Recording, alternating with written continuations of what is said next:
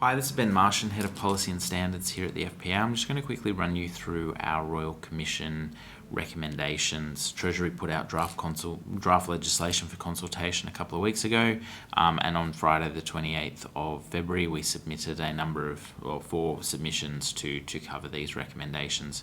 I'm going to run you through our recommendations, not the actual policies themselves, but if you've got any questions, please join us in communities and we're happy to answer any questions. The first lot of legislation was around ongoing fee arrangements, clients authorising for collection of fees through products, and some changes around fee disclosure statements. The first thing we've recommended is that for pre-FOFA clients who will need to move on to ongoing service agreements, that there should be a 12-month transition rather than a 6-month transition as proposed. The second thing is to allow renewal notices to be completed within 90 days of the anniversary date without resetting the renewal anniversary date. Thirdly, we've recommended that renewal notices should be able to be given to product providers as the authorisation that the client consents to having fees paid. The next lot of legislation was around collecting advice fees through superannuation products. You may be aware that there's a recommendation to not allow advice fees to be collected through MySuper products in particular. We've tried to point out that MySuper is not a different product, it is a different investment product within a superannuation fund, and therefore consumers can choose to be in MySuper products rather than choice products by choice. And so we've pointed out there's a difference with default MySuper versus choice of MySuper.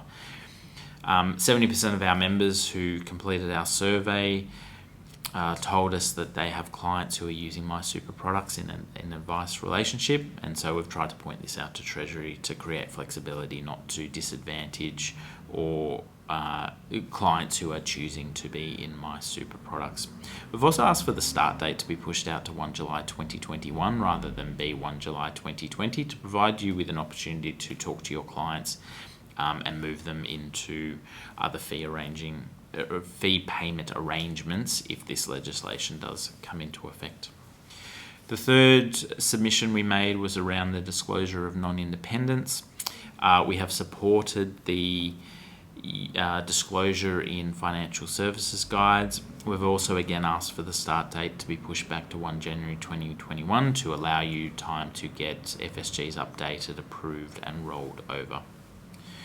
The fourth big submission that we did was around reference checking. We're broadly supportive of the reference checking protocols, requiring ASIC to have a register rather than requiring licensees to put that register somewhere. The main recommendation we made though was that there was a broadening of the requirement to include general advice providers, anybody who's responsible or has influence over the advice process, management and directors including responsible managers, and to cover all financial services rather than just advice.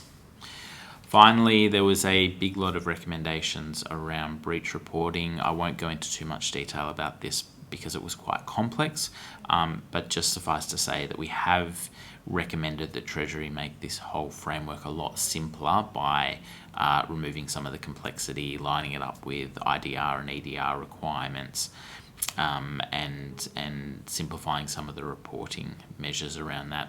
Again, if you've got any questions, feedback, comments, please join us in communities.